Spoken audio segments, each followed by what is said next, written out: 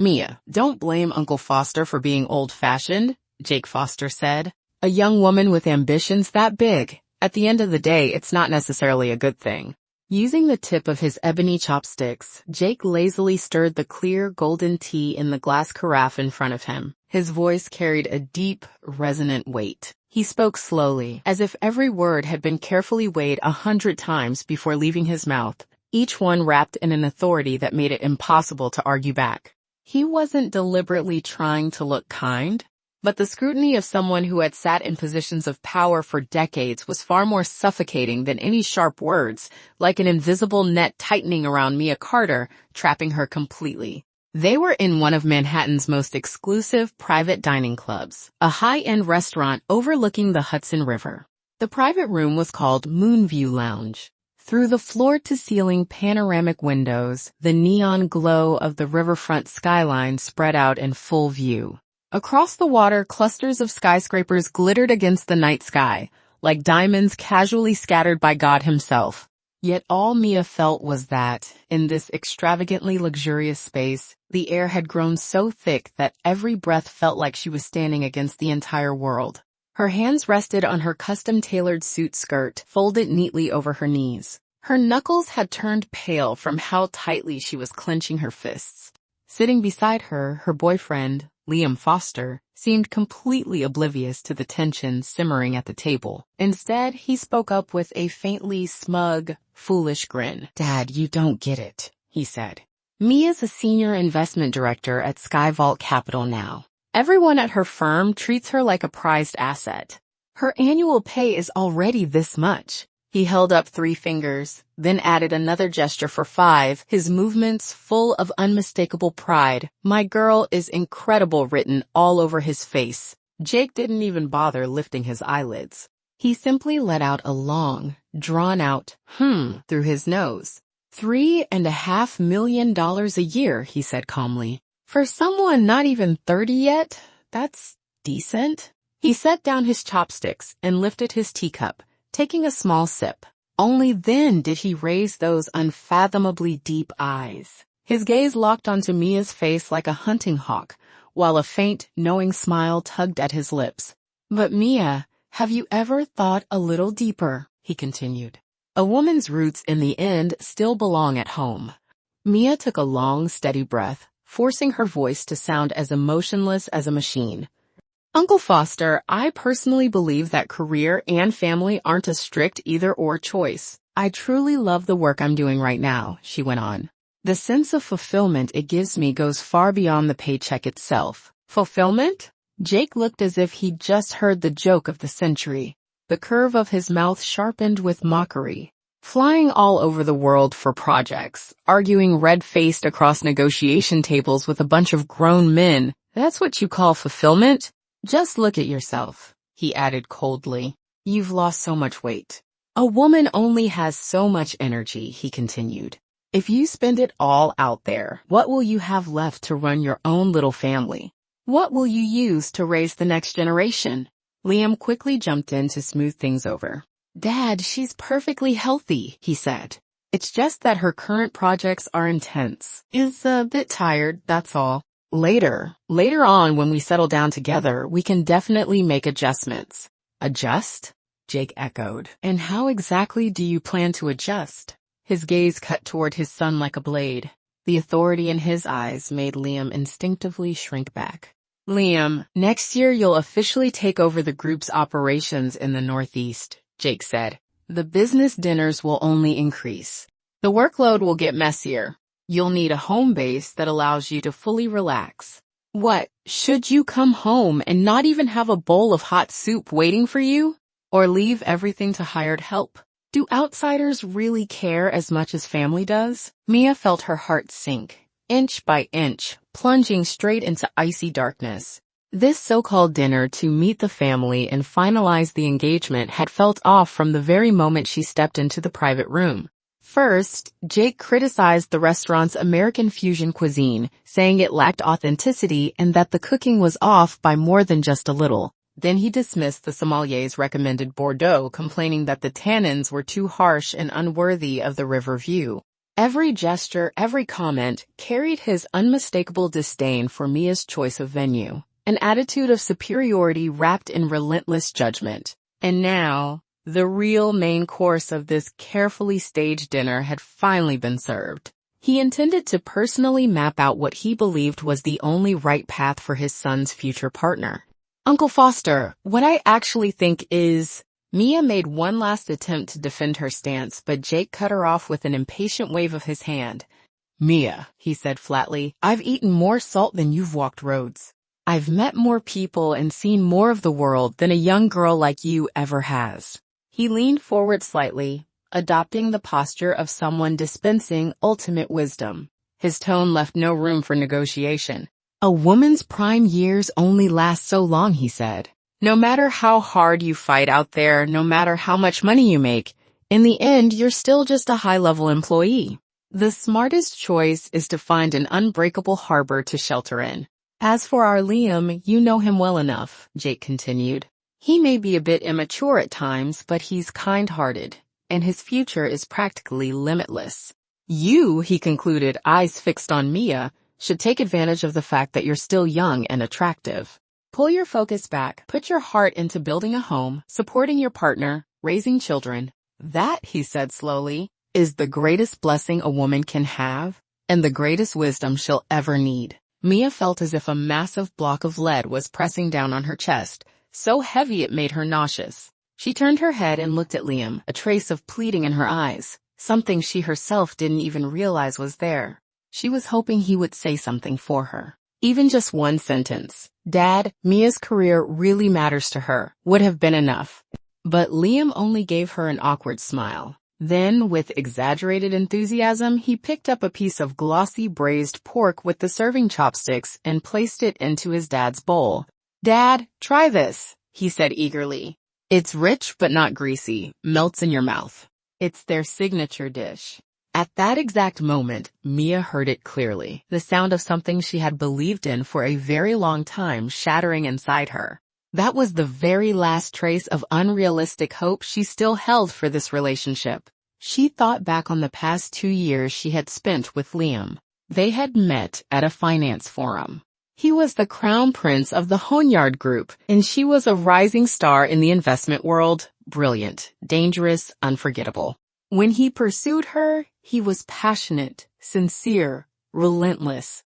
But once they were actually together, nearly every major decision in his life began with the same phrase, my dad thinks. Every time they argued, his final conclusion was always the same. My dad believes this should be handled this way. When she pulled an entire week of all-nighters for a major merger deal, working herself into such severe stomach cramps that she could barely stand upright, he called her. The first thing he asked wasn't whether she was okay. He complained that she hadn't had time to accompany him to some utterly unimportant party. His dad had noticed, and now he was being criticized for not even being able to handle his own girl. She had once naively believed this was simply because he was devoted to his family, because he'd grown up under the shadow of a dominant father and naturally leaned on him. She had even talked herself into thinking it meant he had a strong sense of responsibility. But now, in this very moment, it felt like a bucket of ice water had been dumped over her from head to toe. She was finally awake. That wasn't respect. It was cowardice carved into his bones. And that wasn't dependence. It was an adult who had never emotionally grown up. Seeing Mia fall into a long silence, Jake assumed his words had finally sunk in. His tone softened, taking on an air of benevolent generosity. Mia, listen to Uncle Foster. I won't steer you wrong. That job of yours, after the holidays, hand it over properly and resign. Mia's fingers tightened around her teacup. She was gripping it so hard that her knuckles had turned a frightening shade of white.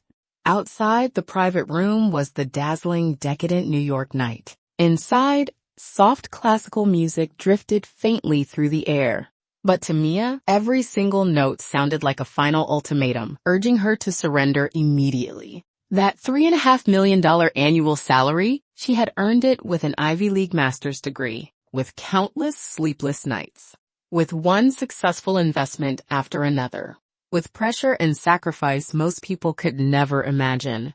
It was the foundation that allowed her to stand firm in this glamorous yet ruthless city. It was the clearest, strongest proof of her independence and self-worth. And yet, in Jake's mouth, all of it became something disposable, something she was expected to give up. An obstacle preventing her from becoming a qualified future member of the Foster family. Uncle Foster? Mia lifted her head.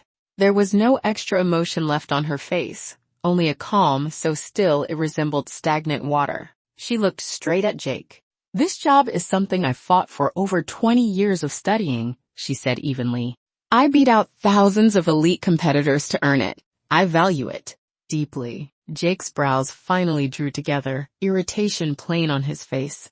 He was clearly displeased by what he saw as Mia's refusal to know her place. Value it? He scoffed. Mia, why can't you understand this simple truth? Once you settle down with Liam, you become part of the Foster family. And do you really think the Foster family needs the little bit of hard-earned money you make?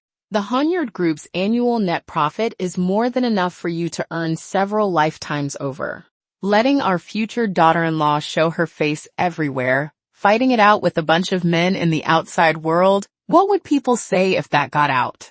Would they think the Foster family is stingy? Or that my son is incompetent, unable to support his own girl? So this is what being one of the Foster family means. So this is what we don't need your money sounds like. Mia let out a cold, scornful laugh in her heart. The Hongye Group was indeed a corporate giant, one that could shake the entire Northeast business scene with a single step. But what did that have to do with her? Just because she was dating Liam, did that mean her identity, her career, her future, all had to be stamped with the Foster family label, priced, evaluated, and disposed of at their convenience?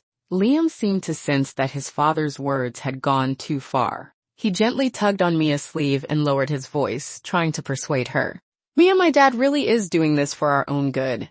Your job is honestly way too stressful, he said.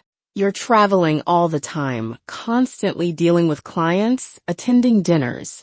It hurts me to see you like this. If you quit, you can do things you actually enjoy. Take up painting, do some yoga, or maybe we could take a break for a while and focus on planning our wedding? Mia slowly turned her head and looked at Liam as if he were a stranger. This face, once so handsome and bright in her eyes, now felt unfamiliar, even triggering a physical sense of discomfort. Our wedding? She paused. Whose wedding? Liam froze, then quickly wore the expression of why would you ask such a stupid question? Ours, of course. My dad already had a fortune teller look it over, Liam said. Next May has the most auspicious date. Heh! A laugh slipped from deep in Mia's throat, soft but so cold it felt sharp enough to pierce bone. At that moment, she finally, completely, saw the truth. In the life blueprint drawn up by this father and son, Mia had never been a partner with an independent mind or career ambitions. She was simply an asset about to be acquired, one with excellent specs across the board. She was meant to be folded into the vast Foster family empire, operated according to their rules, polished up to enhance the family image, and to provide full-scale logistical support for their heir. Her education, her abilities, her family background, those were merely factors that increased the valuation of this so-called merger. But her personal will, her dreams, her soul, those had never been part of their calculations. What truly mattered was whether she was obedient, whether she was worth the price, whether she met every KPI they had set for the role of a perfect future Mrs. Foster. Seeing Mia sneer, Jake's face darkened instantly. He slammed his teacup down onto the rosewood table. The base struck the surface with a heavy, dull thud. Mia, what kind of attitude is that? He barked. I'm talking to you today as an elder, laying my heart out about the future. Who do you think this is for? Isn't it so you and Liam can live a stable, comfortable life later on? A young woman having ability is a good thing, but ambition that's too big is not. Women who are too strong. Have you ever seen one with a truly happy marriage? Dad, please calm down. That's not what Mia meant. Liam rushed to his father's side, trying to placate him, while desperately shooting Mia looks, urging her to lower her head and apologize. Mia quietly watched the absurd little play of doting father and dutiful son unfolding in front of her. It felt ridiculous beyond words. She thought back to the first time she had brought Liam home to meet her parents. They were just ordinary retired teachers, living in an old house by the canal. Yet they had welcomed Liam with genuine warmth, asking if his work was tiring, whether he was adjusting well to daily life, every word filled with careful respect and simple, sincere kindness. When they sent the two of them back to New York, her father had even pulled her aside and whispered, "That boy comes from a very wealthy family.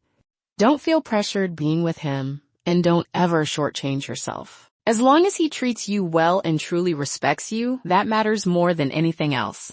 Compared to that, Jake's entitled, matter-of-fact attempt to control her life with money and power made her feel physically sick. "Uncle Foster?" Mia's voice was calm, so calm it surprised even herself. "Thank you for your life planning." She deliberately stressed the words life planning ever so slightly. Jake's expression eased, assuming she had finally been talked into submission. But Mia shifted her gaze, briefly brushing past Liam before locking firmly onto Jake's weathered yet razor-sharp face. "My career is my backbone. Anyone who tries to take that away from me is trying to take my life." Jake froze. He clearly hadn't expected such an unfiltered, openly defiant statement from a girl he had always considered reasonably compliant. Liam panicked, his voice jumping an octave. "Mia, how can you talk to my dad like that? Apologize. Now." "Apologize?" Mia looked as though she had just heard the funniest joke of the century. She stared at Liam and asked, slowly and clearly, "Liam, deep down, do you also think it's only natural for me to give up everything I worked my ass off for, just to go home and be a pretty decoration for you and your dad?" Liam's face flushed a deep, ugly red. His eyes darted away, unable to meet Mia's icy gaze. I didn't mean it like that," he stammered. "I just think you don't need to live such a hard life." So essentially, Mia pressed, step by step, her heart freezing into Siberian permafrost. "Your view is exactly the same as your father's, right?" Jake suddenly slammed the table again, this time with full force. The plates and cups rattled violently, crashing together with a piercing clatter. "Mia, you're being outrageous. I'm offering you a golden road out of goodwill, and this is how you repay me. Is this the kind of upbringing the Carter family gave you?" At the mention of her family, the last trace of warmth vanished from Mia's eyes. She could tolerate Jake demeaning her personal worth, but she would never allow him to insult her parents. Mia slowly stood up. At 5'7", dressed in a perfectly tailored Armani couture suit, she looked slender, but her spine was straight as a spear. Years of high-stakes negotiations had forged in her a powerful, unmistakable presence that refused to be challenged. She looked down at Jake, seated in his high-backed chair, and at the helpless, flustered Liam beside him. A faint, icy smile bloomed across her face. That smile held mockery, release, and the fierce clarity of someone who had finally gone all in. Jake felt a chill crawl up his spine. Something was slipping out of his control, and he knew it. What are you laughing at?" he demanded. Mia picked up the warm, damp hand towel from the table and began wiping her fingers one by one, unhurried and elegant. The motion was calm, yet carried an invisible pressure that made it hard to breathe. "Uncle," her voice echoed clearly through the lavish private room. "Don't worry." Jake and Liam both looked up at her. The same confusion and a rapidly growing sense of dread filled their eyes. Mia placed the towel back onto the cloisonne tray. Her gaze swept over Liam's face, so full of cowardice and panic, before settling on Jake's slightly open mouth, frozen in shock. Her red lips parted, each word falling with crystal clarity, like ice beads striking porcelain. "I will absolutely not quit my job." She paused, visibly savoring Jake's face turning ashen and Liam's eyes widening in disbelief. Then she smiled, a bloom of ice in the dead of winter, beautiful and painfully cold. "As for your son," Mia clearly saw Jake's pupils shrink. Liam reacted like a cat whose tail had been stepped on, jerking upright, lips trembling as he tried, and failed, to speak. The air seemed to be sucked out of the room. Even the distant horn of a cruise boat outside on the river faded into silence. All background noise disappeared. Only Mia's calm, thunderous words remained, suspended in the oppressive, glittering air of the private room. As for your son, Mia's voice wasn't loud, yet it landed like a depth charge dropped into a dead silent pool. No splash, but violent, invisible shockwaves rippling outward. Jake's face, so long accustomed to giving orders and commanding fear without raising his voice, drained of all color at a speed visible to the naked eye. His lips, still faintly glossy from expensive cigar oil, parted slightly. He seemed ready to bark a reprimand or demand an explanation, but in the end they only twitched uselessly. No sound came out.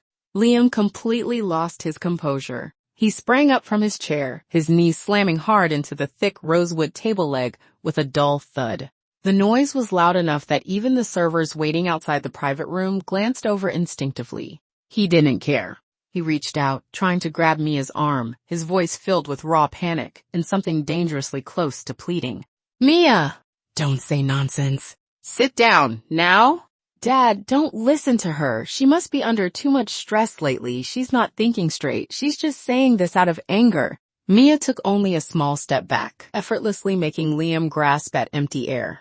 The movement was minimal, even deliberately elegant. Yet that calm, measured distance, so clearly drawing a line, chilled Liam far more than any violent resistance ever could. She looked at him steadily. There was not a trace of the softness she once held for him, only a cold, lucid clarity, the kind that comes from seeing everything exactly as it is. Liam, she asked quietly, do I look like I'm joking? Her tone was calm, terrifyingly so.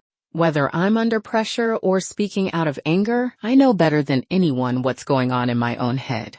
She shifted her gaze back to Jake, the man who had been trying to control everything from the very beginning. At this moment, he was staring at her with a gaze tangled with shock, fury, and disbelief. The faint sneer on Mia's lips slowly deepened, sharpening into something unmistakably cold. Uncle Foster, haven't you been worried all along that I'm too career-driven? She said evenly, that I wouldn't be able to focus on taking care of your son or be a proper partner in the Foster family.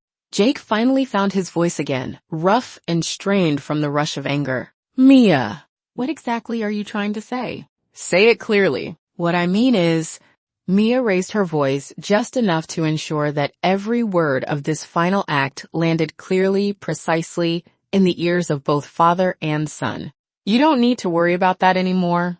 She paused, her eyes flicking over Liam's suddenly bloodless face, then declared slowly, unmistakably, your foster family aircraft carrier is far beyond what a small boat like me can ever dock with. Your precious heir, I'm not capable of serving. So I'm breaking up with him. Right now. That way, you can finally rest easy. Can't you? Thud. Something seemed to drop in the neighboring private room, followed by a muffled gasp.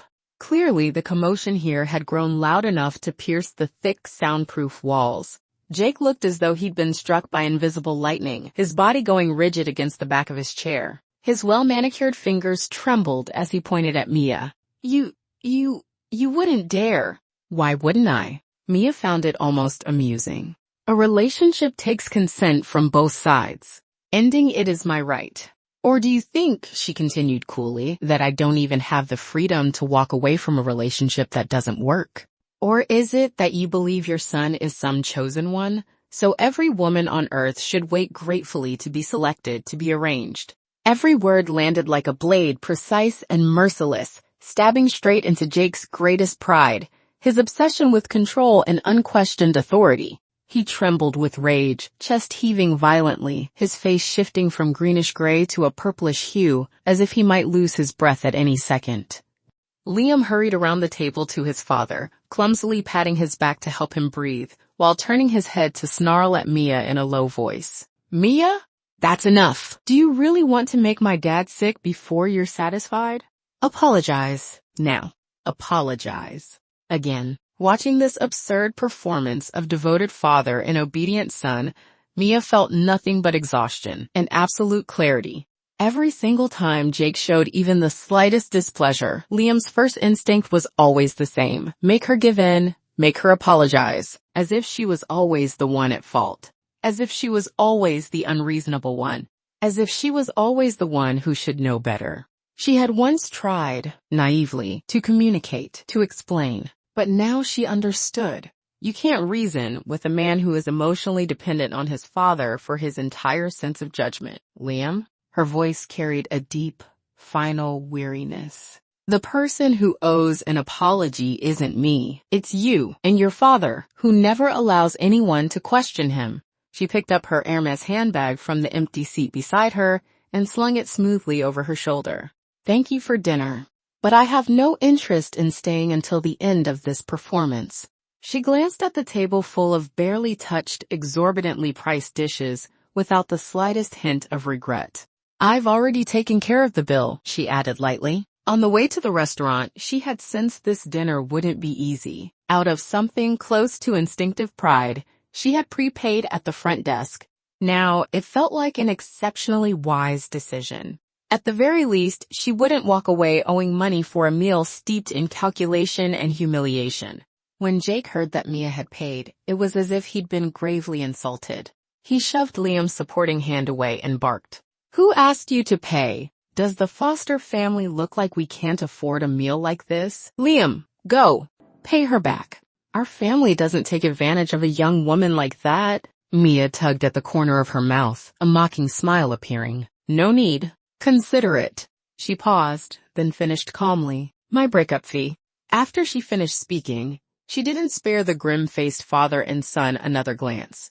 She turned around, straightened her back, and stepped away decisively, each step measured and firm, in the pair of Jimmy Choo heels she had carefully chosen for this very audience with authority, heading straight for the private room's exit. Her heels struck the gleaming marble floor, producing crisp, rhythmic clicks.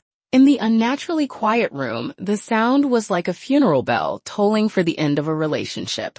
She could clearly feel the gazes behind her, too. No, countless pairs of eyes, burning into her back like searchlights. There was shock, anger, confusion, and perhaps, hidden deep in the shadows, a trace of admiration that no one would openly admit. She no longer cared. She pushed open the heavy, gold-trimmed wooden door. Cool air from the corridor rushed toward her, and Mia took a deep breath. The suffocating heaviness she had held in her chest all evening finally seemed to find an outlet. She didn't look back, and she knew no one would chase after her.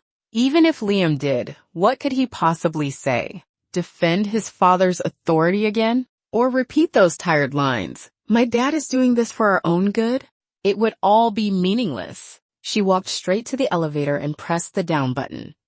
The doors slid open slowly. In the mirror-like surface inside, her reflection stared back at her. Her makeup was flawless, her expression icy and composed. Only deep in her eyes was there a faint, almost imperceptible trace of loneliness. After all, it had been 2 years. To say she felt nothing at all would be lying to herself. But what she felt was less heartbreak over losing Liam and more regret over wasting 2 years of her youth and disappointment in how cold human nature could be. When the elevator reached the lobby, she walked straight through the crowd of well-dressed guests without a glance and exited through the revolving door. The night breeze of Shanghai, heavy with moisture from the Huangpu River, brushed against her face, clearing her head even more. She took out her phone. On the screen was a string of messages Liam had sent just minutes earlier. Mia! Are you out of your mind? How could you humiliate my dad like that in front of so many people? My dad has a heart condition. What if he gets so angry something happens to him? Come back and apologize to my dad. This can still be fixed. My dad meant well. Was it really necessary to react like that? Mia? Answer me! Mia scrolled through them expressionlessly, her finger hovering over the screen for a moment. Then she tapped on Liam's profile picture, entered his contact page, and without hesitation, scrolled all the way down. The red delete contact option stood out, glaring like a final period at the end of a sentence. She didn't hesitate. She tapped it. A confirmation prompt popped up. Delete contact Liam and delete all chat history with this contact. Confirm. The next second, Liam's profile picture and all those noisy unread messages vanished completely from her chat list. The world was finally quiet. She opened her contacts again and found the entry labeled Uncle Foster. It was Jake's private number. His profile photo showed his back mid-swing on a golf course, confident and full of swagger. Mia just as decisively chose delete and block. After finishing all of that, she tossed her phone back into her bag, leaned against the railing by the roadside, and closed her eyes. Not from exhaustion, but because she needed a moment to process this abrupt, yet entirely predictable, ending. A black Maybach glided to a silent stop beside her. She ignored it, until the window rolled down and revealed a familiar face filled with concern. "Mia? It's so late. Why are you standing here alone?" Mia opened her eyes, surprised to see who it was. One of her company's partners, and a senior figure she deeply respected, Noah Hayes. Noah. She nodded in greeting. Noah studied her clearly unsettled expression, then glanced at the restaurant behind her. He understood immediately, but didn't press. "Get in. I'll give you a ride home." Mia hesitated for a moment, then pulled open the door and got in. The car merged smoothly into traffic, heading toward Lujiazui. The cabin was quiet, filled only with soft music. "Things didn't go well with Hongye Group?" Noah asked casually. Mia's heart tightened. Her relationship with Liam was a semi-open secret at the company. Many believed she'd secured Hongye Group as a major client because of that connection. "It fell apart," she replied lightly, offering no further explanation. Noah glanced at her in the rearview mirror and said meaningfully, "Jake from Hongye Group isn't an easy man. Back when he was building his empire, he was known for ruthless tactics. You should be very careful dealing with him." Mia's heart sank. Noah's words seemed to confirm her worst suspicions. The car came to a stop beneath her apartment building at IFC Residences. "Thank you, Noah," Mia said as she got out. "Mia?" Noah called after her. "Remember, at Celestial Capital, your value depends only on your ability. Don't let anyone irrelevant interfere with your judgment." Warmth spread through Mia's chest. She nodded solemnly. "I understand. Thank you." Back in her apartment on the 45th floor, she switched on the lights. Outside, the floor-to-ceiling windows stretched the most dazzling night view of Shanghai. This was a space that belonged entirely to her. Minimalist, modern, calm, and rational, just like herself. She kicked off her heels, walked barefoot across the cool floor, went to the bar, and poured herself a glass of whiskey with ice. The sharp liquid slid down her throat, the burn clearing the fog in her thoughts. Her phone vibrated. A message from her best friend, Zoe. "Your Majesty, did you conquer your future father-in-law? Or were you intimidated by his imperial aura?" A winking emoji followed. Zoe was a well-known lawyer in Shanghai, sharp-tongued as always. Mia looked at the screen and tugged out a bitter smile. Her fingers tapped on the keyboard. "We broke up." Send. Almost instantly, Zoe's call came through. The moment Mia answered, Zoe's clear, brisk voice exploded through the speaker. "What happened? You broke up? Are you serious? One dinner and you dumped Hongye's crown prince? Did his legendary overbearing dad give you a power play?" Mia put the phone on speaker, walked over to the sofa, sat down and, using the calmest tone she could manage, recounted everything that had happened at the restaurant that night, from beginning to end. She left out nothing, every so-called lesson from Jake, every time Liam tried to smooth things over, and her final counterattack. Zoe listened in silence on the other end of the line, then let out a cold laugh. "Well, I've seen it all now. This isn't marrying a daughter-in-law. This is acquiring a subsidiary and firing the legal rep while they're at it. Does Jake really think he's the Dowager Empress of Shanghai or something? And that Liam! I told you ages ago, he's a spineless mama's boy who never got weaned. You wouldn't listen. At a critical moment, he can't even muster a fart, and he has the nerve to ask you to apologize? What's a man like that good for? Being a human loudspeaker? Good riddance! Mia, this is hands down the best decision of the year. A family with patriarchy baked into its DNA. If you married into that, they'd gaslight you into a soulless, resentful housewife within 3 years. You did absolutely the right thing. Cutting your losses early is the biggest profit there is. For that alone, I owe you a drink. No, 3 drinks. Zoe's unfiltered support and razor-sharp commentary loosened the tight knot in Mia's chest. "Yeah, I know," Mia said softly. "It just feels like 2 years, fed to the dogs." "Don't say that. Zoe's tone turned serious. These 2 years helped you see a man and a family for what they really are, and spared you decades of pain. That ROI is off the charts, okay? And listen, people like Jake never let things go. You embarrassed him in public tonight. He won't drop it. Be extra careful at work. Tonight. I'm coming over. We're celebrating your freedom and your rebirth. Mia laughed at Zoe's fierce loyalty, the gloom lifting noticeably. Not tonight. I want some quiet time alone. Tomorrow then, it's the weekend. I'll treat you to a big meal. Deal. Order whatever you want. I'm throwing you a victory banquet, Zoe said boldly. Get some good rest tonight. Don't waste your energy on that freak father-son duo. It's not worth it. I know. After a few more words to calm her even more upset best friend, Mia hung up. The apartment fell silent again. She stood up and walked into the walk-in closet. Her eyes swept over a row of blazers. A few weren't her style at all. Liam had bought them for her, saying they were the conservative look my dad likes. She had tried to wear them for love. Now they felt nothing but ironic. She gathered those clothes, along with the few personal items Liam had left behind, the expensive men's cologne he favored, several books he'd kept here, even the limited edition handbag he'd given her that she never really liked, and packed everything into a large cardboard box. Staring at the box, Mia realized that Liam's footprint in her life was far shallower than she'd imagined. 2 years together, yet so little genuine emotional intimacy. He'd been more of a symbol of a high-quality boyfriend by conventional standards. Now that symbol had been torn down by her own hands. Mia found some tape and sealed the box tightly. She didn't throw or destroy anything in a fit of rage. That would be undignified and a waste of emotion. Tomorrow she'd book a same-city courier and send it straight to Hongye Group's headquarters. Recipient, Liam. From then on, clean break. No debts, no ties. After finishing all this, Mia went to the bathroom and soaked in a hot bath. The warmth wrapped around her body, as if washing away all the exhaustion, anger, and humiliation of the night.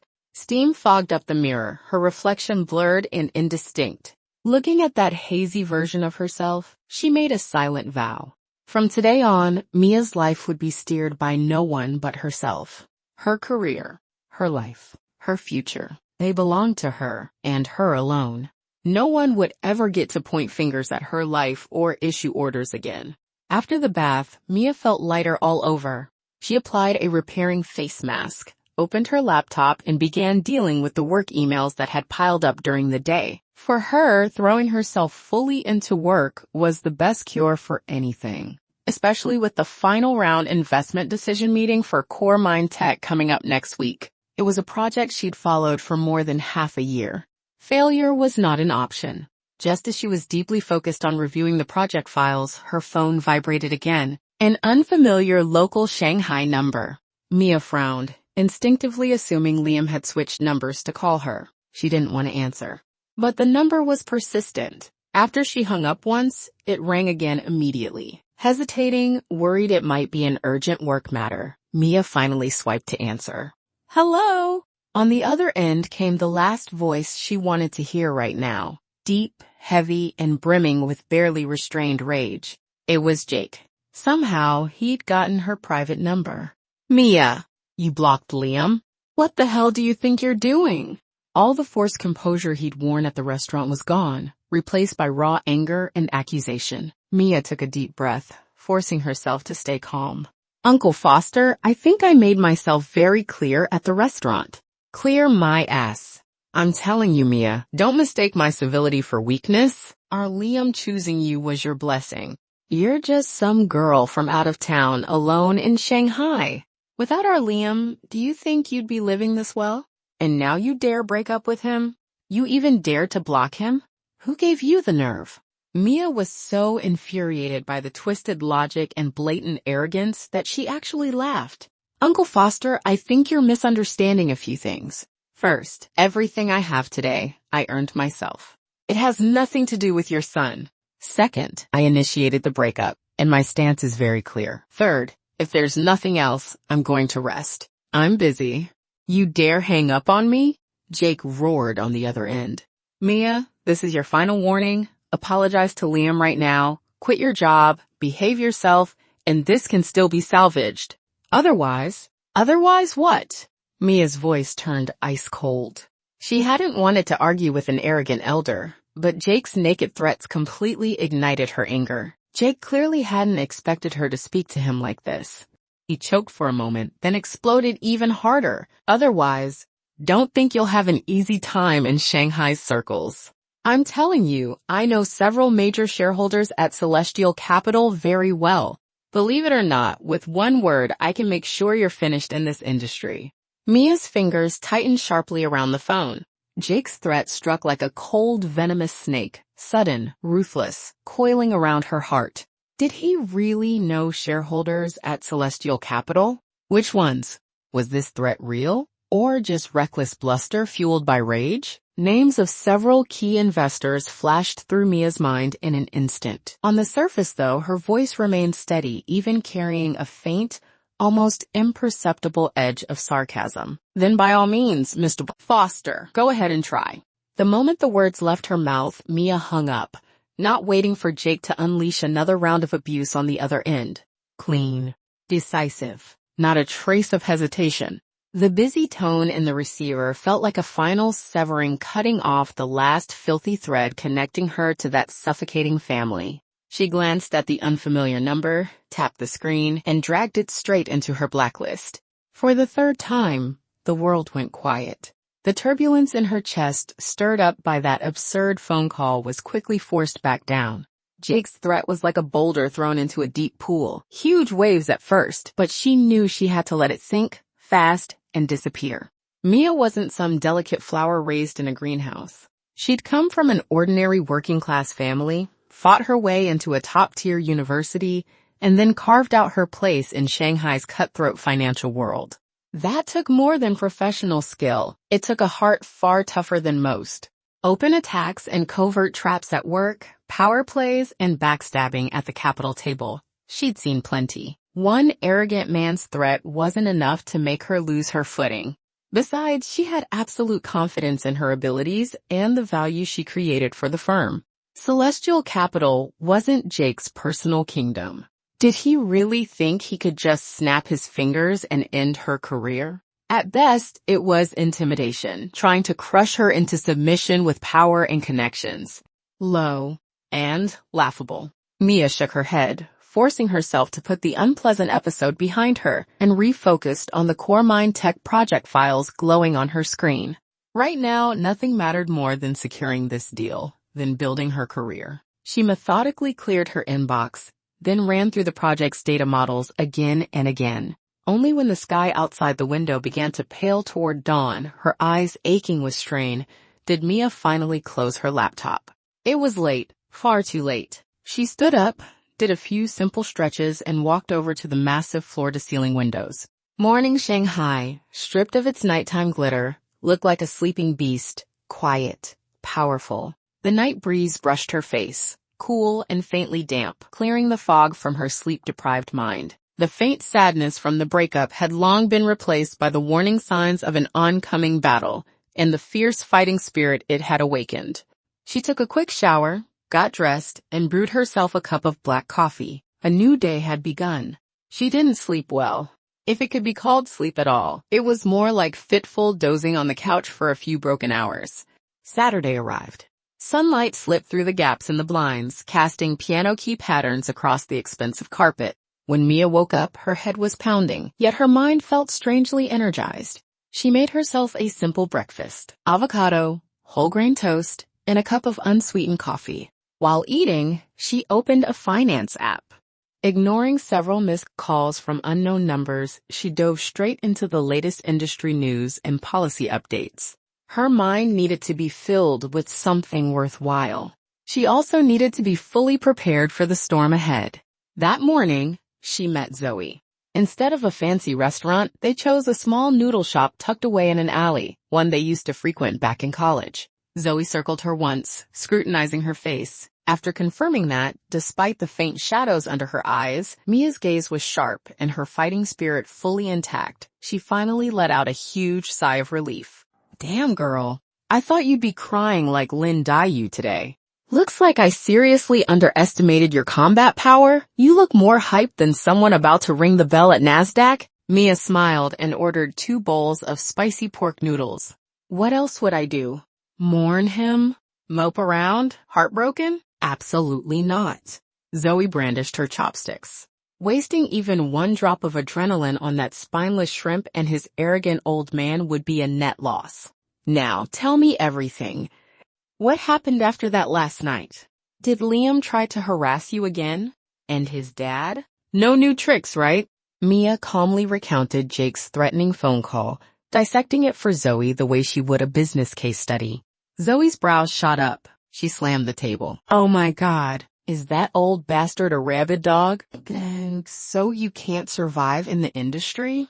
Who the hell does he think he is? The head of the securities regulator? What a useless father raising a useless son. That whole family couldn't scrape together one real fighter? After venting, Zoe quickly slipped back into her lawyerly calm. But Mia, you cannot let your guard down. Someone like Jake has spent decades in the business world.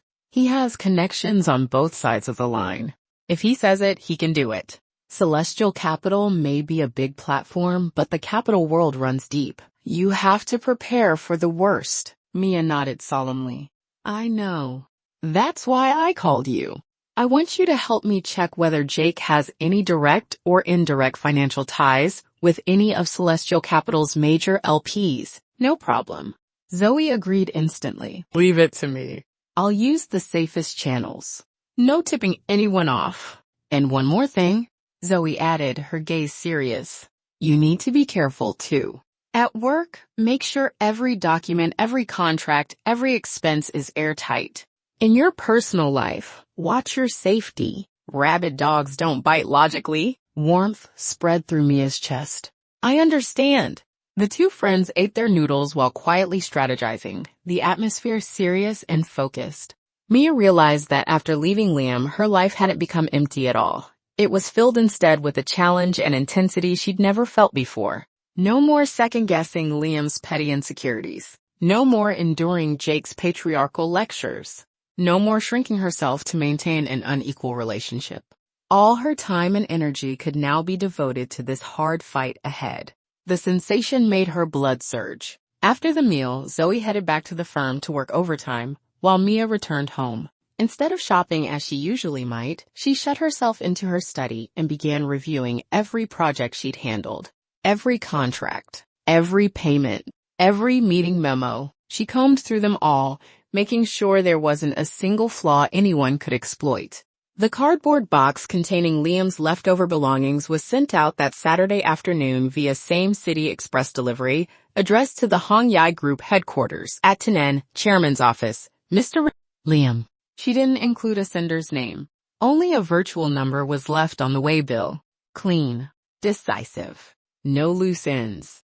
All day Sunday, Mia prepared for the coming storm. She reorganized every file related to the CoreMind Tech project, redid the risk assessment and contingency plans, and even rehearsed every sharp question she might face at the investment committee meeting. When she was fully immersed in work, she was like a sword about to be drawn, keen, focused, lethal. Monday morning, Mia appeared at Celestial Capital's office on the 72nd floor of the Shanghai World Financial Center, looking refreshed and composed. Her makeup was polished and professional. She wore a black Dior suit and 10-centimeter heels that clicked confidently against the mirror-bright marble floor. Morning, Mia. Good morning.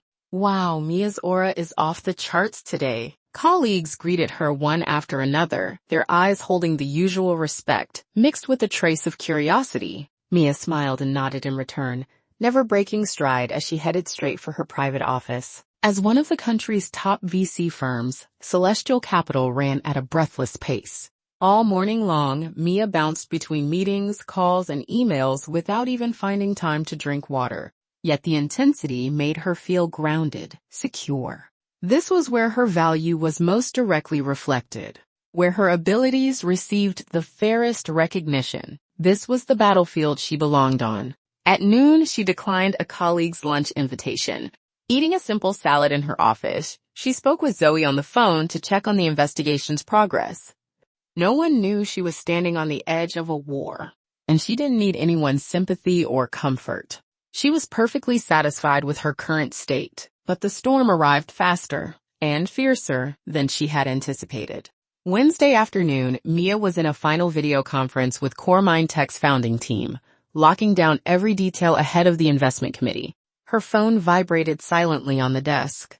She glanced at it, an unfamiliar Beijing number. Mia ignored it and stayed focused on the discussion.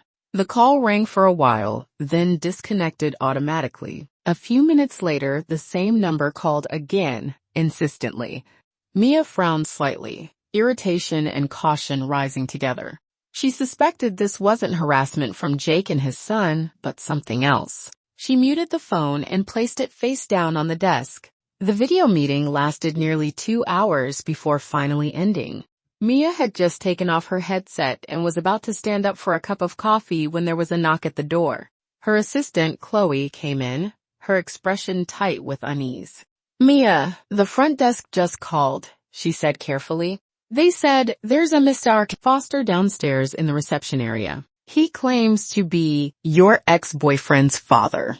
He says it's extremely urgent and he has to see you." Mia's hand froze mid-air, still holding her water glass. Jake? He'd actually come to the office? A surge of anger and disgust shot straight to her scalp. Did this man ever stop? Phone threats weren't enough. Now he was making a scene in the company lobby? What exactly was he trying to do? Stage some over-the-top family drama at the doors of Celestial Capital? Mia took a deep breath, forcing herself to calm down. She absolutely could not lose composure at work, especially in front of her subordinates. She set the glass down, her face returning to its usual cool detachment. "I understand," she said evenly. "Tell the front desk I'm in a meeting and ask him to wait in the reception area." Chloe nodded and hurried out, though the curiosity and concern in her eyes were impossible to hide. Mia sat back in her wide office chair, fingers tapping lightly against the desk as her mind raced. Jake's purpose could only be one of two things. First, continue applying pressure, using a more public, more humiliating approach to force her to reconcile, apologize, and resign. Second, if that failed, then escalate, cause a scene, embarrass her at work, destroy her professional image, and make good on his threat to end her career. Either way, she could not let him succeed. Celestial Capital was her battlefield, not Jake Foster's personal playground. She needed to deal with this mess quickly, professionally, and with dignity. Mia stood up, walked to the full-length mirror, and adjusted her outfit and makeup. Once she confirmed she looked impeccable, eyes sharp as blades, she turned and left her office.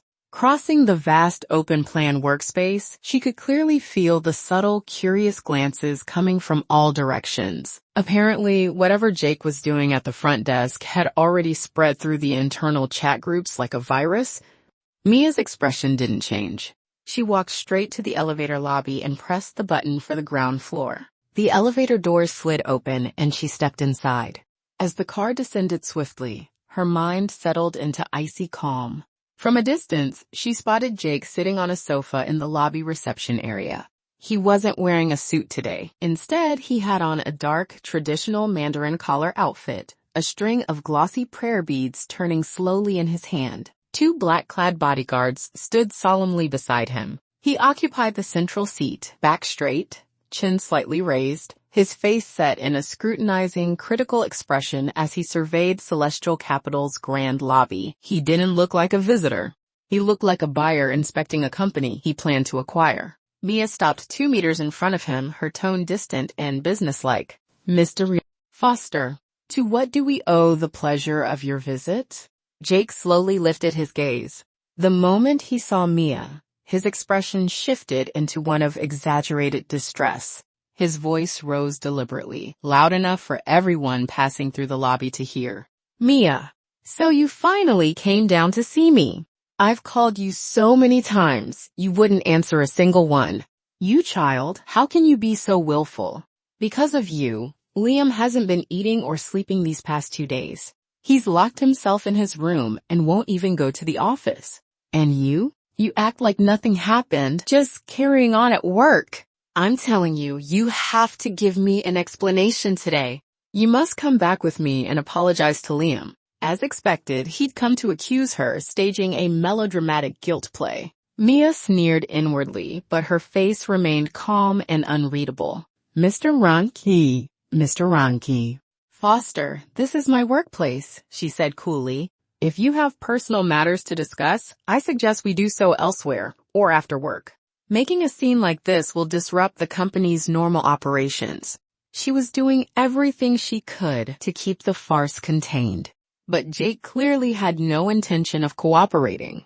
Not only did he stay put, his voice grew even louder, even carrying a faint affected quiver. Work? So now all you care about is work?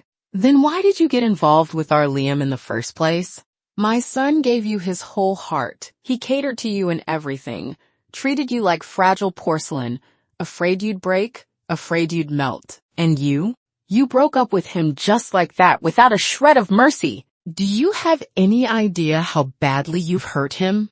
If anything happens to him, I'd be a white-haired man burying his own child. How am I supposed to live with that? As he spoke, he wiped at the corners of his eyes with the back of his hand, though not a single tear appeared. The exaggerated performance drew curious glances from the front desk staff and nearby employees, who began whispering among themselves. Mia's brows knit tightly. She could tolerate any private threats or bluster from Jake, but she could not accept him storming into her professional arena and trying to hijack her with public opinion like a street thug.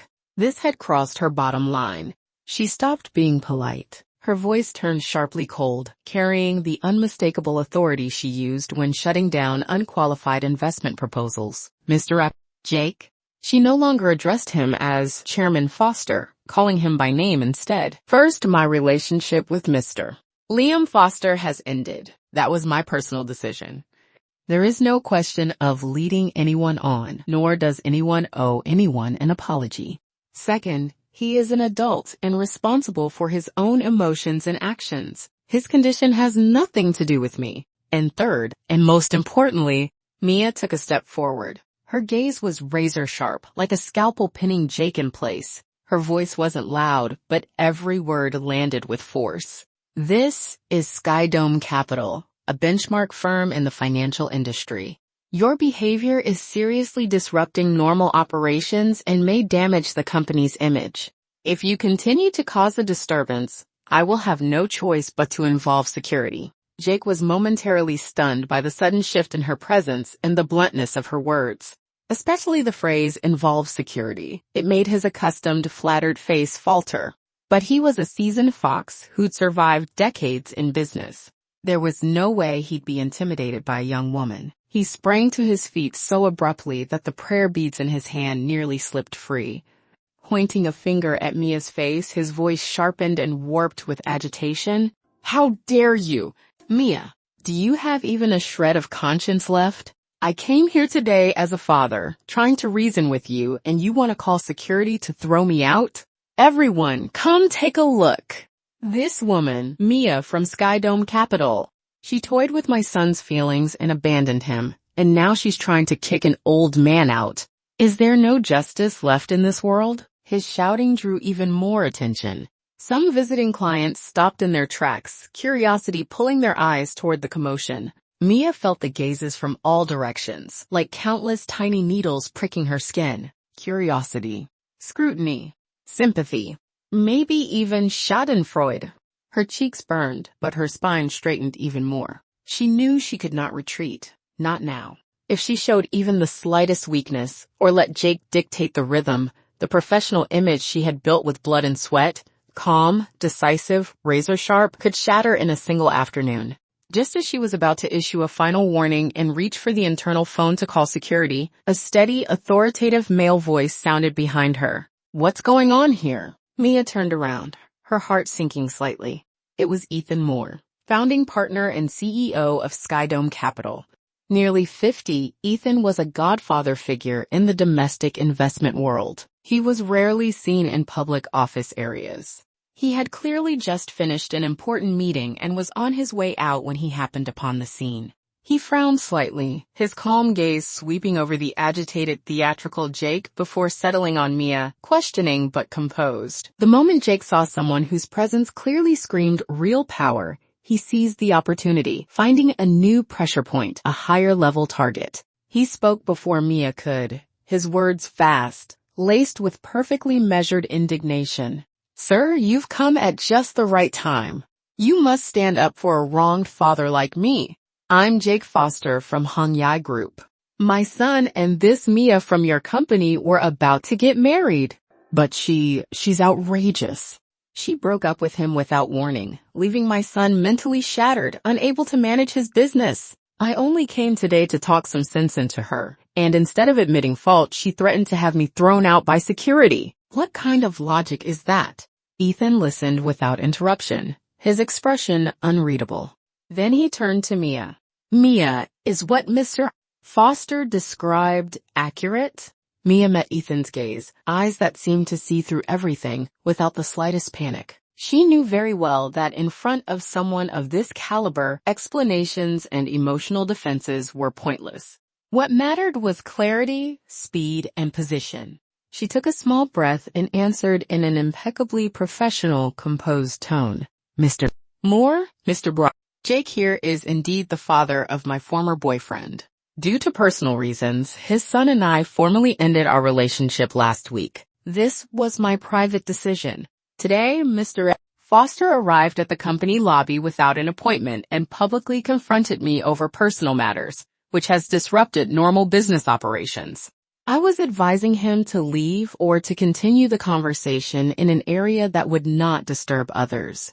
As for his other claims, they involve personal privacy and significantly deviate from the facts, making them inappropriate to discuss in a public setting. If my private affairs have caused any negative impact on the company, I sincerely apologize and am willing to take full responsibility." Her response was calm, measured, and precise. She clearly outlined the situation, drew a firm boundary between personal and professional matters, and demonstrated accountability. Ethan listened, then gave a nearly imperceptible nod, his expression still neutral. He turned back to Jake, his tone courteous, yet carrying an authority that left no room for argument. "Chairman Foster, I've heard much about you. I'm Ethan from Skyreach Capital. First, I fully understand how you feel as a father. However, Skyreach Capital has its own rules. This is a workplace, and during working hours, our employees' primary responsibility is to create value for our LPs. Any private matters, I hope you can understand, should be handled outside of work hours and through private channels. If you continue to remain here and disrupt our normal operations, then for the sake of protecting the company's interests and order, our security team will indeed step in. I assume, given your status and standing, Chairman Foster, you wouldn't want things to escalate to that point. Am I right?" Ethan's words were impeccably measured. He acknowledged Jake's status and gave him face, while delivering Skyreach Capital's firm stance with velvet-wrapped steel. Jake opened his mouth, clearly wanting to argue further. But faced with Ethan's calm yet overwhelming presence, and the growing circle of well-dressed finance professionals watching nearby, he ultimately didn't dare to keep pushing. On Skyreach Capital's turf and in front of Ethan, his own status and aura simply weren't enough. He shot Mia a vicious glare and forced out a sentence through clenched teeth. "Fine. Mia, you've got nerve.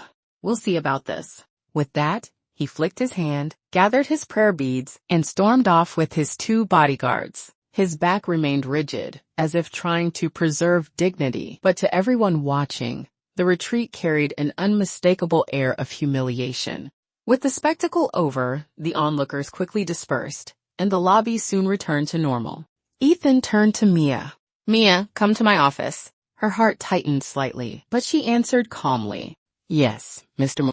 Moore." She followed him toward the private elevator that required special clearance to access the top floor. She could clearly feel the complex, probing looks from her colleagues behind her, but she didn't turn around. She knew this wouldn't end so easily, just because Jake had left. He might be gone, but the mess he'd created, and the rumors that would soon ferment inside the firm, even across the industry, were only just beginning, and Ethan calling her in would not be merely for comfort or reassurance. Seated in Ethan's minimalist yet luxurious office overlooking the entire city of Shanghai, Mia's emotions were complicated. She didn't know how this legendary investor, known for his ruthless judgment and decisive methods, would view today's farce. Would it affect the Jinji tech project she was about to bring before the investment committee? Had Jake's belligerence already begun to materially impact her career? The office carried a faint blend of cigar smoke and coffee, with a magnificent skyline framed by the floor-to-ceiling windows. But Mia had no mind to admire it. She sat upright in a soft leather guest chair, back perfectly straight, hands naturally folded on her lap, her gaze steady as it met Ethan's scrutiny across the desk. Her heart was far from calm, but she knew better than anyone that even the slightest panic or evasive glance could be read as guilt, or a lack of professionalism. Ethan didn't speak immediately. He lifted the bone china coffee cup on his desk, took an unhurried sip, then set it back onto the saucer before looking at Mia again. "Mia," he finally said, his voice even, betraying no emotion. "Just what is going on with this Mr. Jake?" Mia knew that brushing it off as a private dispute wouldn't suffice. Jake had dragged the matter into the company, effectively turning her personal life into a public issue. She needed to provide an explanation that was both clear and protective of her professional standing. She quickly organized her thoughts, choosing her words with objectivity and precision. "Mr. Moore, I sincerely apologize for the disruption my personal matter has caused to the company's normal operations. The situation is this. Jake's son Liam and I were previously in a romantic relationship.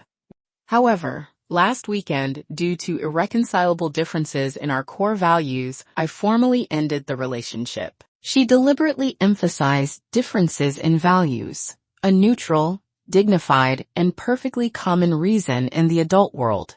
"The breakup was initiated by me, and it may have felt sudden to the other party, Mr. Patrigan. Jake appears unable to accept this outcome and has recently attempted to contact me through various means, applying pressure in hopes that I would change my decision. I did not anticipate that he would choose to come to the company and handle the matter in this way." She did not mention Jake's demands that she resign, nor his insults toward her family, details too sensational and personal to recount to a superior. She also tactfully omitted his explicit threats, focusing instead on his actions. Ethan listened in silence, his long fingers tapping rhythmically against the expensive rosewood desktop. "Differences in values?" he repeated, a faint note of inquiry in his tone. Serious enough for his father to personally come make a scene at Skyreach Capital? Mia's explanation was concise and surgical, like a textbook crisis management statement. As Ethan absorbed her words, a subtle ripple finally appeared in the depths of his ancient, well-like gaze. He didn't respond with the usual managerial concern for an employee's private life, nor did he offer comfort. Instead, he asked a deeper, more penetrating question. "Differences in values?" he echoed softly, a trace of amusement in his voice, as though dissecting an intriguing specimen. Serious enough for the chairman of Hongye Group to personally play the role of a betrayed father, to the point of making a public spectacle, using near thuggish tactics in an attempt to destroy your professional reputation? The moment the words landed, Mia's heart sank. She knew she was facing a top-tier player who had long since seen through every rule of the game. In front of him, any attempt at smoothing things over would only seem naive and laughable. Ethan didn't care about the romance between her and Liam. What concerned him was why a business predator of Jake's caliber would resort to such undignified methods against a senior investment director at his firm. What lay beneath this was far more than a simple breakup. It hinted at sticky, at pressure, threats, and a deeper struggle for power. Mia's mind raced. She realized that evasion and vagueness were no longer viable. They would only make her appear evasive, or worse, incapable. She had to tell the truth. But that truth needed to be delivered in a way that demonstrated her value, not one that sought sympathy. She lifted her gaze to meet Ethan's eyes that seemed capable of seeing straight through a person. This time, there was more than composure in her expression. There was resolve, sharp and unyielding. Mr. Moore, you're right. The phrase differences in values may be far too mild. Her voice remained steady, but every word landed like steel tempered in fire, hard, precise, and cutting. The fundamental conflict between me and the Foster family is this, Mr. Jake demanded that after marrying his son, I immediately resign from Skyreach Capital, abandon my career entirely, and return home to become a full-time, proper foster daughter-in-law, one who meets all of his standards. He believes my ambition and independence are signs of a woman who won't stay in her place. Dangerous ambition that would bring shame to his family. And Mia pawed slightly, the straightness of her spine radiating an unbreakable pride. I refused. So what happened today was never about a father standing up for his son's feelings. At its core, it was a man accustomed to absolute control, retaliating after his authority was challenged. His goal was to use public opinion and open humiliation to force me into submission. And if that failed, the next step would be to destroy the very foundation I rely on to survive, my career at Skyreach Capital. Mia laid the truth bare, placing it squarely before Ethan.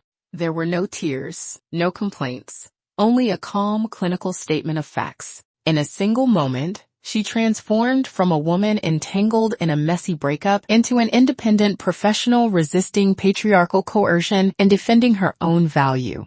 This was no longer gossip. It was a war over principles and dignity. The air in Ethan's office seemed to freeze for several seconds after she finished speaking. For the first time, a subtle expression crossed his previously impassive face, something between approval and contemplation. He threatened you? Ethan asked. Mia nodded openly. Yes. He claimed he has close ties with several of our major LPs, and that with a single phone call he could make me disappear from this industry. She disclosed Jake's threat without hesitation. She knew that in front of someone at Ethan's level, the greatest stupidity was trying to be clever, hiding information he could easily verify on his own. At this moment, honesty was her only and best weapon. Ethan let out a low chuckle. It was soft, but it instantly eased the oppressive tension in the room. Jake of Hongye Group. After all these years, he's still the same. He lifted his coffee cup again, but didn't drink. Instead, he gently rubbed the warm porcelain with his fingertips, his gaze seeming to pass through the glass windows towards some distant point beyond. Convinced he controls everything. Used to crushing anyone who disobeys him with money and connections. He raised his son into a psychological dwarf, and now he wants to mold a daughter-in-law the same way. Ethan's assessment cut cleanly through the foster father and son, and Mia felt the last of her tension finally drain away. She knew she'd made the right bet. Not only did Ethan not blame her for causing trouble, he showed a faint, unmistakable disdain for Jake's archaic, domineering mindset. However, Ethan continued, his gaze sharpening again, he wasn't entirely lying. Mia's heart lifted abruptly. He does have a close personal relationship with Chairman Cook of Skyreach Capital, and Skyreach is the largest LP in our Fund 3. Ethan's tone was flat, as if stating a neutral fact. Just before you came upstairs, I received an inquiry text from Chairman Cook's assistant, asking whether our firm has an investment director named Carter whose personal conduct might be problematic. So it had already begun. Jake had moved faster, and with more precision than she'd expected. A cold sheen of sweat instantly broke out along Mia's back. This was no longer just harassment. It was a targeted strike, using capital itself to attack her at the firm's pressure point. If the company's biggest LP formed a negative impression of her, her future here would become extraordinarily difficult. She could ignore rumors. She could not ignore LP sentiment. Mia, Ethan said, watching the tension flash across her face, his tone still unhurried. Are you afraid now? Afraid? The word stabbed sharply at her already taut nerves. From the first day she entered this industry, she had known it was a battlefield filled with predators. Fear was the most useless emotion of all. She took a slow, deep breath, then looked straight at Ethan. Her eyes were like stars in a winter night, cold, distant, and unwavering. Mr. Moore, there's only one thing I'm afraid of. Oh? I'm afraid that because of me, a genuinely valuable project, one capable of delivering enormous returns, might slip through our fingers. As for everything else, I'm not afraid, because I believe Skydome Capital evaluates people based on capability and performance, not on baseless slander. I believe that as Skydome's leader, you care about how much value I can create for the firm, not about tabloid-level gossip. And more importantly, Mia said, her voice carrying absolute conviction, I trust my own professional judgment and execution. Her words landed with weight. They were a declaration of faith in the firm and an unshakable confidence in herself. Ethan studied her for a full 10 seconds. Then the icy mask on his face finally melted, revealing a genuine, undisguised look of appreciation. Well said. He stood and walked to the massive floor-to-ceiling window, his back to Mia as he looked out at the dense skyline of towering skyscrapers. Jake is a relic of the previous era. His thinking is still trapped in the old world, where everything is solved with connections and authority. But Skydome Capital invests in the future. Our foundation is not any single LP relationship. It's our ability to discover value and create it.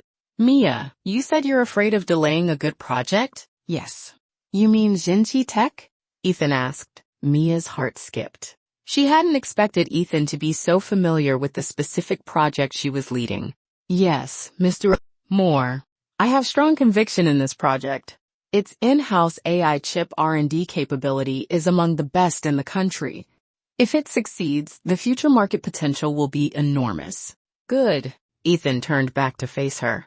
Jake wants to make sure you can't survive in this industry. And Chairman Cook is waiting to see us make a fool of ourselves. Right now, everyone is watching you, and watching Skydome. So I'm treating this Hongye Tech deal as your answer sheet. The investment committee meets next week. I won't give you any special backing, and I won't say a single word in your defense to Chairman Cook.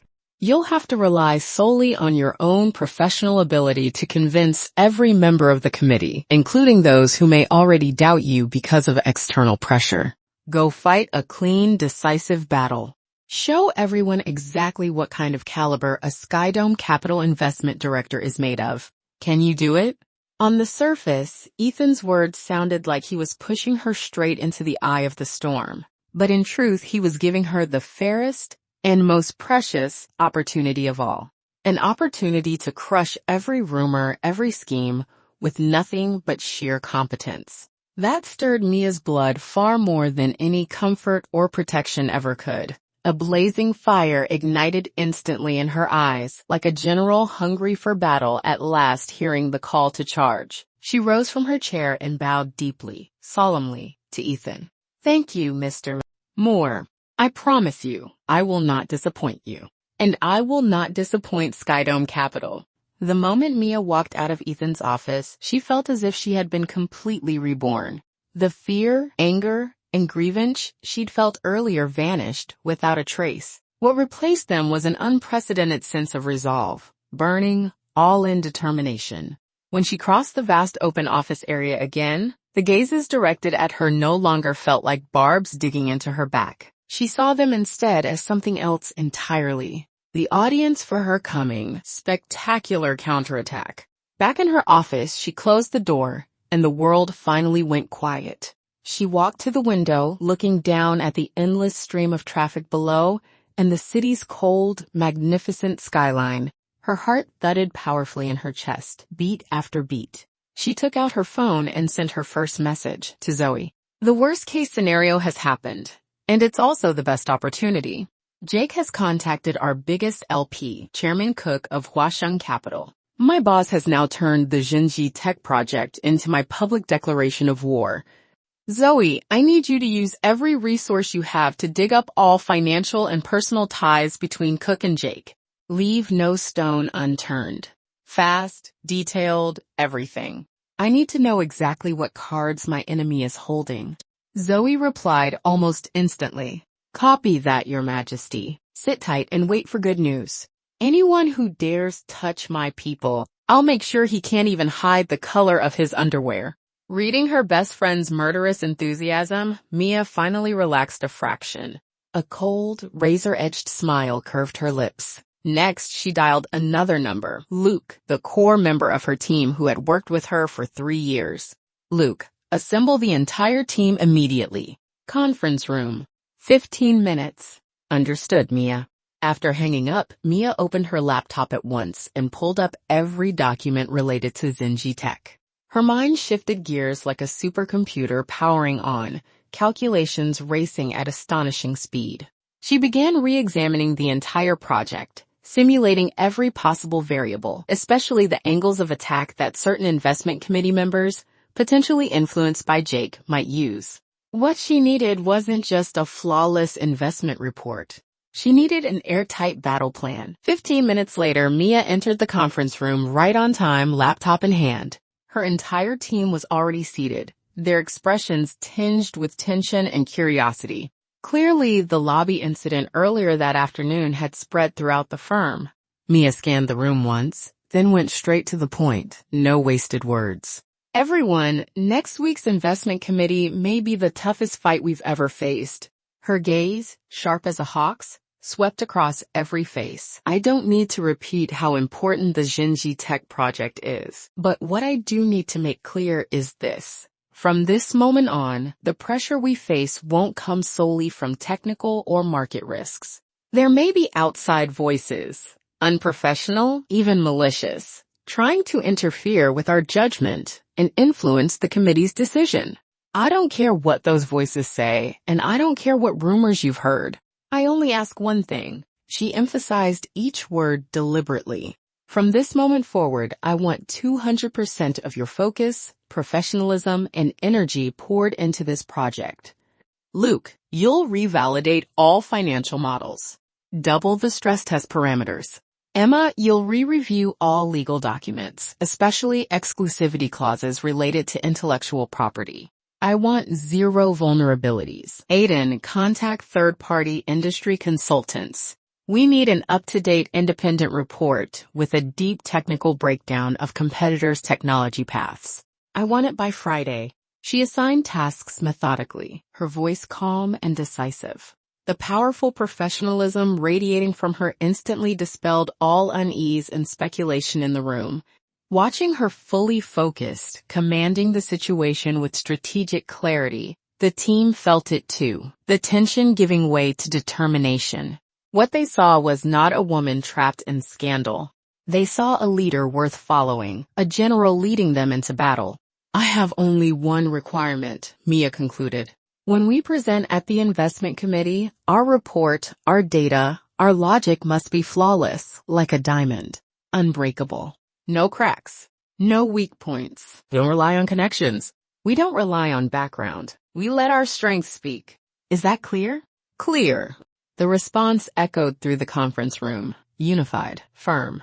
Over the next few days, Mia and her team entered a near-maniacal state of preparation. The entire floor seemed to feel the tension and efficiency radiating from their corner. Office lights burned late into the night, day after day. Takeout boxes piled up like small mountains in the break room. No one complained. Everyone moved like clockwork, executing their tasks with precision. Mia led from the front. She practically lived in the office, sleeping less than 4 hours a night. She refined her committee presentation again and again. Every word, every figure pushed toward perfection. She mentally rehearsed every possible question, every challenge over and over. She would allow no cracks, none, when the meeting that would decide everything finally arrived. During this time, Liam's calls and messages flooded in like falling snow.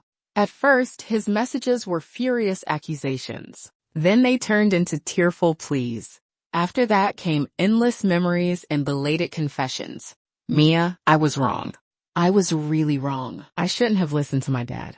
Please give me one more chance. I fought with him. I told him to stop bothering you. Are we really just going to throw away 2 years like this? Just call me back, I'm begging you. Mia ignored all of it. One night, she simply took screenshots of the messages and calmly forwarded them to Zoe. Preserve the evidence.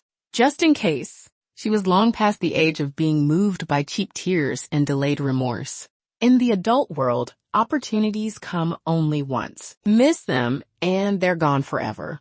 Friday afternoon, Zoe called, her voice buzzing with excitement. Yeah? I found it! I struck gold. Mia was reviewing the final report. She immediately set it aside and walked to a quiet corner. Talk. That Chairman Cook from Hongye Capital, his relationship with Jake is way more than just close friends. Zoe lowered her voice, barely containing her excitement. I had someone dig into their company's investment records and cash flows over the past 5 years, and I found something very interesting. 3 years ago, Hongye Capital, through one of its subsidiaries, issued a low-interest bridge loan of 500 million yuan to a company called Hongye Construction. And after peeling back all the layers, guess who the ultimate controlling shareholder of Hongye Construction turned out to be? Mia's heartbeat quickened. Jake. Bingo! Zoe snapped her fingers. And the timing of that loan was extremely sensitive. It happened right when Hongye Group was bidding on a critical piece of land in Shanghai's eastern suburbs. That money kept their cash flow from collapsing and directly enabled them to win the bid. But here's the real kicker. Less than 6 months after Hongye secured the land, Hongye Construction filed for bankruptcy, citing poor management. The entire 500 million loan turned into bad debt, absorbed by Hongye's subsidiary. On the surface, it looks like a failed investment. In reality, it was a full-blown transfer of benefits disguised as a commercial transaction. Jake funneled massive Li to Chairman Cook this way, and Cook became one of his most valuable pieces on the capital chessboard, someone he could deploy at any time. So this time, Cook coming after you isn't some friendly favor at all. It's repayment. Pure business.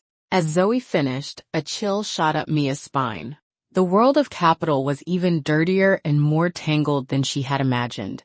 But almost instantly, that chill hardened into something sharper, fierce resolve. She finally held a trump card. Zoe, organize everything, the documents, the transaction trails, the entire evidence chain, into a clean, concise report. Encrypt it and send it to me. No problem. You'll have it in 30 minutes. And one more thing, Mia said, staring out at the darkening sky, her gaze deep and focused. Help me set up a meeting with Dr. Owen, the founder of Core Mind Tech. Tell him I need to speak with him in person before the investment committee meeting. It's urgent. She knew Jake wouldn't stop at pressuring the LPs. That wasn't his style. He would attack from multiple angles, maybe already had. He would absolutely try to approach Dr. Owen, using every tactic possible to shake his confidence in working with Skyreach Capital. She had to get there first, lay the groundwork, and fortify her most critical position. Saturday morning, Mia met Dr. Owen at a quiet tea house. Dr. Owen was in his early 50s, a quintessential engineer scholar. He wore a plain plaid shirt, thick glasses perched on his nose, and carried an air of reserved intellect mixed with stubborn focus. Mia, you asked to see me so urgently. Has something changed with the project? He asked, concern creeping into his voice. Mia didn't beat around the bush. With someone like him, directness was the most effective approach. Dr. Owen, today I'm not here as an investor, she said calmly. I'm here as someone who's about to stand shoulder to shoulder with you in a fight. She gently slid a cup of freshly brewed Longjing tea toward him. I have reason to believe that at next week's investment committee meeting, and possibly beyond, there may be negative attacks directed at me personally, and by extension, at Core Mind Tech. Dr. Owen froze for a moment, clearly confused. So Mia laid everything out, succinctly and honestly. Her history with Hongye Group, Jake's likely tactics, even the possibility that he might smear her personal integrity or spread rumors about Core Mind's technology being immature or its team unstable. Dr. Owen fell into a long silence, his brows knitted tightly together. He was a pure technologist, someone who loathed corporate intrigue and underhanded schemes more than anything else. Mia waited quietly, her own nerves taut. She didn't know whether her honesty would reassure him or scare him away. After a long while, Dr. Owen finally looked up. Mia, I only have one question, please. After investing in Core Mind, will you or Skyreach Capital try to interfere with our technical roadmap or meddle in how we run the company like Foster did? She immediately understood his concern. Meeting his gaze without hesitation, she answered solemnly, Dr. Owen, I can promise you this. Skyreach Capital is investing in your team, your technology, and your vision of the future. We will support you with funding, market access, and resources, but we will never interfere in your core R&D decisions or day-to-day operations. We are your partners, your accelerators, not your overlords. That's why I chose to be completely honest with you today. Because our collaboration must be built on absolute trust. I need you to trust my professionalism. And I need you to trust that no matter what storms come from the outside, I will be the one standing in front, shielding you from the worst of it. Dr. Brick. Owen studied her for a long time, as if weighing every word against her eyes. At last, the tension in his brow slowly eased. He picked up the cup of tea, now long gone lukewarm, and drank it in one steady gulp. Good. Yeah, I trust you. He stood up and extended his hand to her. From today on, we're on the same boat. We face whatever monsters come together. Mia clasped his hand firmly. His palm was slightly rough, worn from years of lab work. At that moment, the weight pressing on her chest finally lifted. She knew it then. Her most critical ally was now firmly on her side. The moment of reckoning had arrived. Monday, 2 p.m. Skyreach Capital's highest-level decision-making conference room. Around the massive oval table sat all of Skyreach Capital's partners and senior executives, including a gray-faced Ethan, and beside him, the board representative from Hongye Capital, Chairman Cook.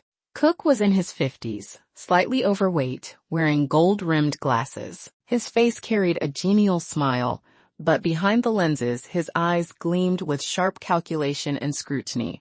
Mia was the last to enter the room.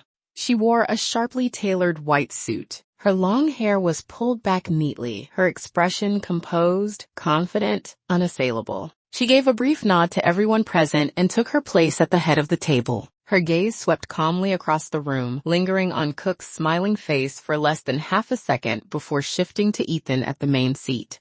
Ethan gave her an almost imperceptible nod, the signal to begin. Mia took a steady breath and turned on the projector. Good afternoon, partners and colleagues. Today, I'll be presenting the investment proposal for a key project our team has been following for 9 months, Core Mind Tech. Her voice was clear and steady, echoing through the silent room. For the next hour, she delivered a comprehensive and in-depth analysis of Core Mind Tech, from its technological edge and market outlook to team background, financial projections, and risk management. Her logic was razor-sharp. The data was solid. Every detail was at her fingertips. She never glanced at a script. Every word flowed as if engraved in her mind. The sheer professionalism and command she displayed drew the attention of everyone in the room. Even Chairman Cook, who had clearly come expecting a spectacle, gradually lost his smile, his gaze sharpening with focus. When she finished, Mia closed her laptop and calmly surveyed the room. That concludes my presentation.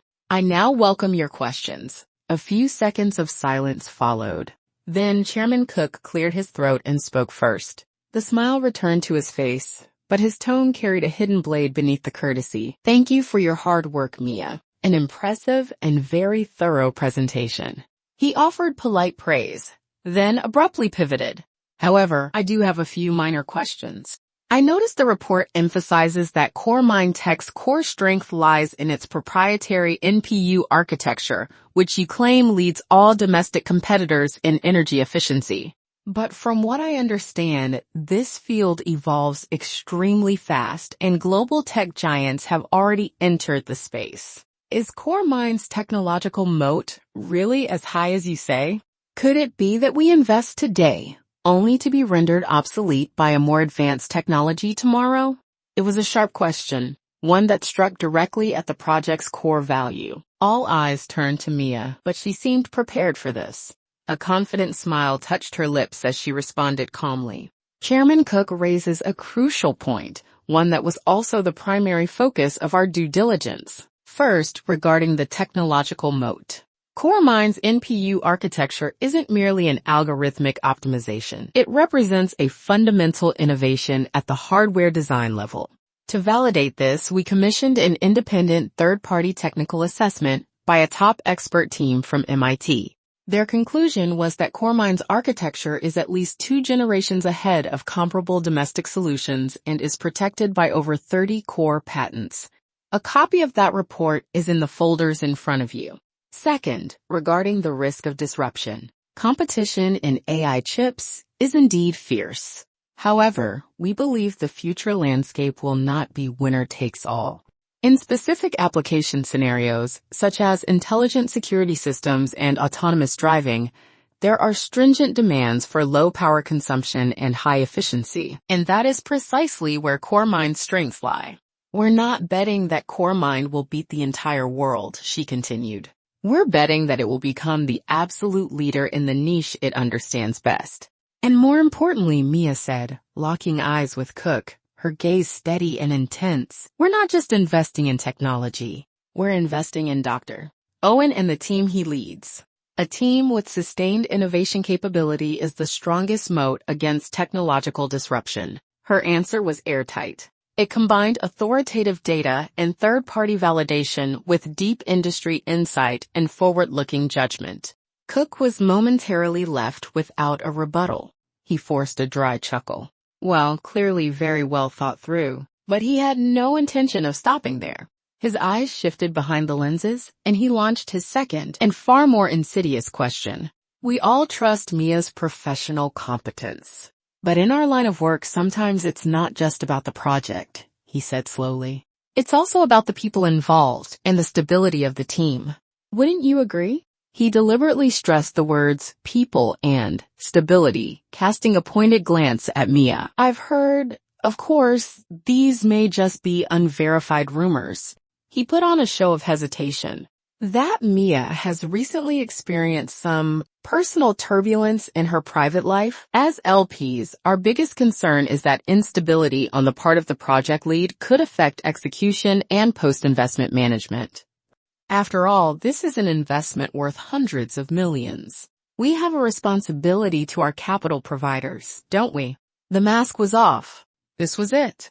The temperature in the room plummeted instantly. Everyone held their breath, eyes fixed on Mia. This was no longer about the project.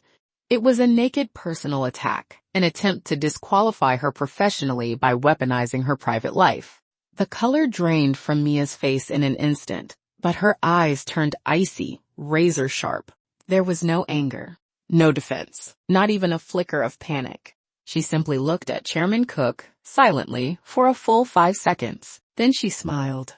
The smile was faint and cold, like shards of ice cracking in winter. Thank you for your concern, Chairman Cook. Her voice wasn't loud, but it carried clearly through the entire room. My personal life has indeed undergone some changes. I ended an unsuitable relationship and cut loose a burden that tried to control my life. She met Cook's gaze head-on, without flinching. For me, this was not a setback. It was a rebirth. A liberation that allows me to devote 100% of my focus to the work I love and to creating real value for this firm. As for the stability you're worried about, Mia paused, the curve of her lips turning faintly mocking. I believe the stability of an investment decision should be built on solid data, rigorous logic, and deep market insight. Not on factors completely unrelated to the project, nor on malicious rumors or so-called personal connections that may involve the transfer of interests. Transfer of interests. The moment those words left her mouth, the room erupted. Everyone stared at Mia, then at Chairman Cook, whose expression changed violently. The smile on his face froze. For the first time, panic and rage flashed in his eyes behind the gold-rimmed glasses. Why? You're talking nonsense. He slammed his hand on the table and shot to his feet. What transfer of interests? What personal connections? Mia, don't slander me. Whether I'm slandering you or not, Mia replied calmly, Chairman Cook knows better than anyone. Unhurried, she drew a document from her folder. It was the investigative report Zoe had compiled, detailing the bridge loan between Hongye Construction and Skyreach Capital. She didn't distribute it. She merely tapped the cover lightly with her fingertip, an elegant motion, yet one carrying lethal threat. 3 years ago, during Hongye Group's bid for the eastern suburban land parcel in Shanghai, its cash flow was under severe strain. At precisely that moment, a subsidiary of Skyreach Capital extended a low-interest bridge loan of 500 million yuan to a company called Hongye Construction. After Hongye secured the land, Hongye Construction declared bankruptcy in under 6 months. The loan quietly became bad debt. Chairman Cook, Mia lifted her gaze, eyes like blades cutting straight into him. Would you like me to display the equity relationship chart between Hongye Construction and Mr. Jake Foster, right here for everyone to see? Cook's face flushed red, then turned white, then ashen green. Beads of sweat formed on his forehead. He never imagined that something he had buried so deeply would be dragged into the light by Mia, of all people, and in front of Ethan and every Skyvault partner. His mouth opened. A choking sound escaped his throat, but no words came. The room fell into a deathly silence. Everyone was stunned by the sudden, earth-shattering reversal. No one had expected this seemingly composed, slender investment director to casually drop a bomb capable of blowing the entire room apart. She had not only defended her project flawlessly, she had struck her opponent at the jugular with overwhelming force. At the head of the table, Ethan, who had remained silent throughout, finally showed genuine shock and admiration in his deep-set eyes. As he watched the woman standing at the center of the room, slender in frame, yet commanding the entire space, he felt as if he were seeing his younger self. No, someone even bolder, sharper. Mia placed the report back on the table and swept her gaze across the room once more. Everyone. Her voice returned to calm, as though the confrontation moments earlier had never occurred. I have always believed that capital should be rational, ethical, and directed toward innovation and progress.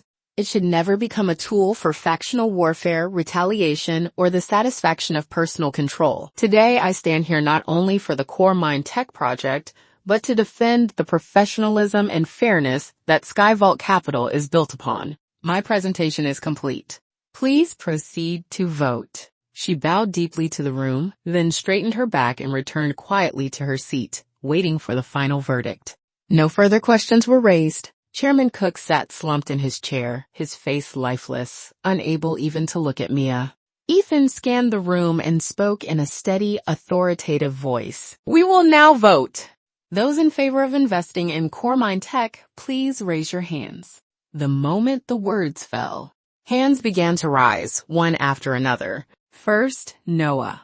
Then several other partners, their faces openly showing respect and approval. Finally, Ethan himself slowly raised his hand.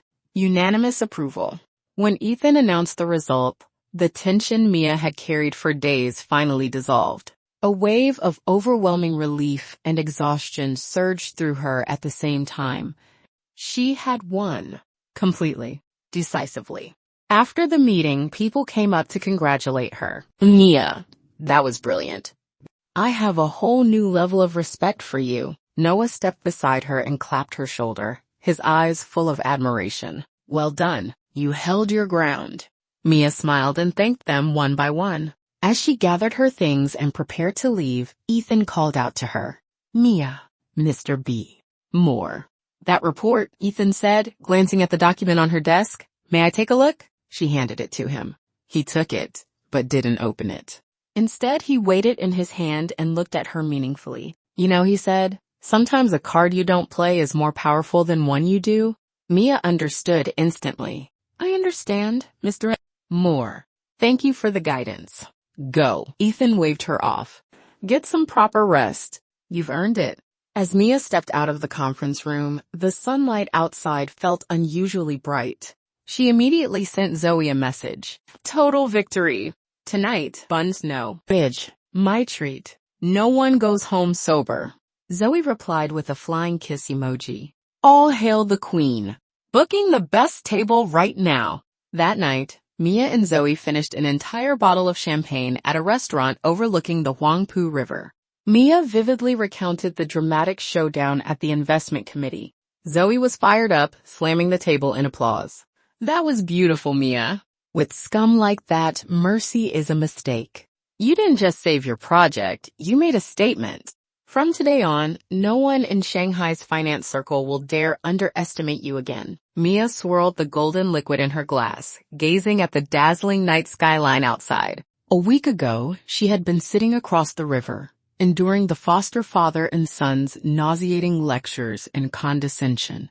Now, she sat here, having won a decisive battle for her career and dignity with her own strength.